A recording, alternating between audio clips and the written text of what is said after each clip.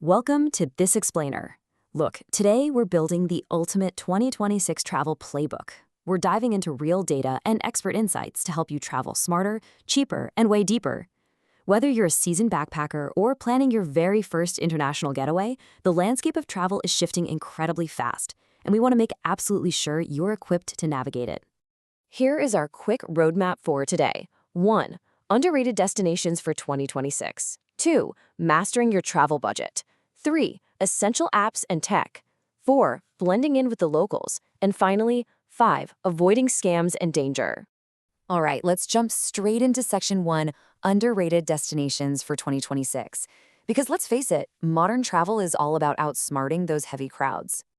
Seriously, are you totally over the overcrowded beaches and crazy daily visitor limits? With intense over-tourism and new anti-tourist measures hitting places like Venice and Barcelona, we're talking actual daily caps and bans on new hotels.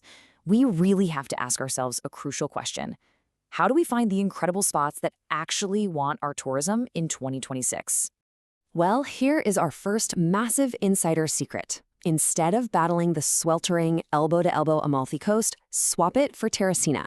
It's this under-the-radar seaside town right on Italy's ancient Appian Way. You get wide sandy beaches, well-preserved Roman ruins sitting right next door to these cool bohemian cafes, and honestly, some of the best seafood you will ever eat. And the best part? Zero elbow-to-elbow tourist traffic. And Europe is literally packed with these incredible destination dupes right now. Craving a cheap city break? You've got to check out Plovdiv, Bulgaria, especially during their huge feel-good festival. Want dramatic coastal views without fighting for a spot on the sand? Olseninj in Montenegro is absolutely stunning. If you're kind of over the usual Western Europe spots, Ghent in Belgium is this edgy, fun university city filled with contemporary art and spectacular food halls. For the history buffs out there, Derry in Northern Ireland gives you an incredible walk through 17th century walls that leads straight to a local walled city brewery. And finally, Villach in Austria offers gorgeous alpine scenery and that cozy border town charm, completely free from the mass crowds. Moving right along to Section 2, Mastering Your Travel Budget. Let's talk about aggressively slashing those expenses so you can stretch your dollars further.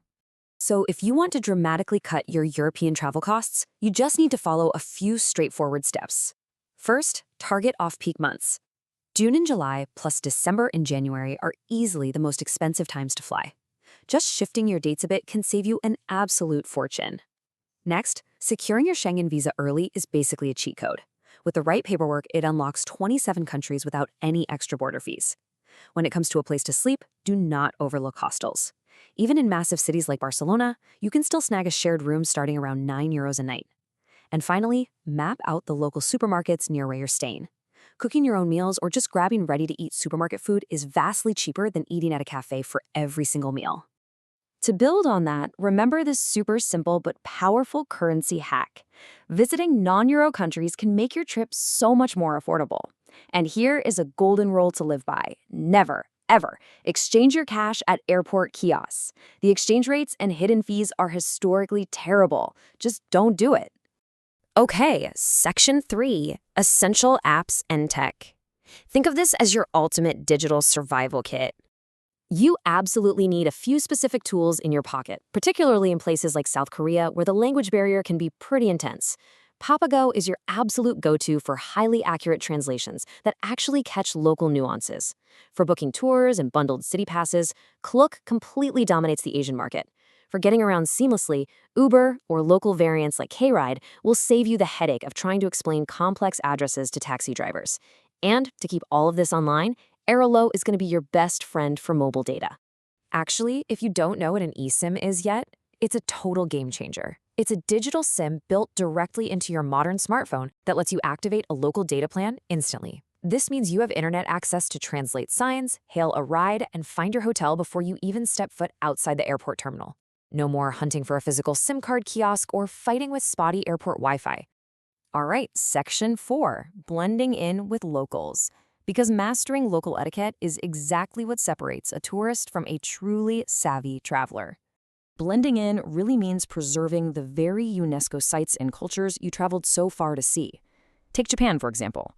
A bad tourist faces the beautiful bamboo groves in Arashiyama by carving their name into the stems, or they just stick exclusively to global chains like Starbucks.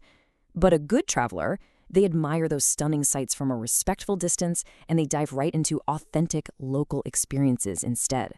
For instance, seeking out an izakaya is a fantastic way to truly connect with that culture. It's a traditional Japanese-style pub where you can grab regional beers, matcha tea, and incredible local food. Plus, you're naturally surrounded by locals rather than crowds of other tourists.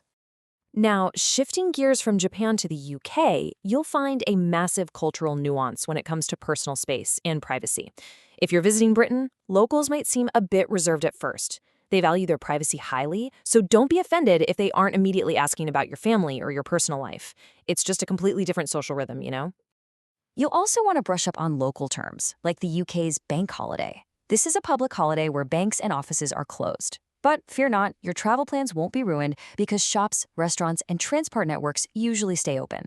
Knowing this just ensures you aren't caught off guard when you're mapping out your itinerary. So here is your golden rule cheat sheet for blending in seamlessly across the UK and Europe. Polite words go a long way, so use please, excuse me, and thank you all the time. Never, ever jump an orderly queue. It is a major faux pas. On crowded transit like the London Tube, respect personal space and just keep to yourself. Tipping isn't strictly expected, especially if a service charge is already slapped on the bill. And finally, if you're traveling far from home and think you might miss your native cuisine, bring a taste of home with you. A lot of travelers from Indonesia, for example, pack dry rendang or their favorite chili sauce to spice up their meals abroad. It's a brilliant hack. Which brings us to our final stop, Section 5, Avoiding Scams and Danger. Let's make sure you and your belongings stay completely safe. Look, violent crime is actually quite rare in most popular tourist spots. But petty theft? That's a whole different story. Pickpocketing remains incredibly widespread and is easily one of the most common issues across crowded European destinations. It really requires your constant vigilance, especially when you're near major attractions or just riding the local bus.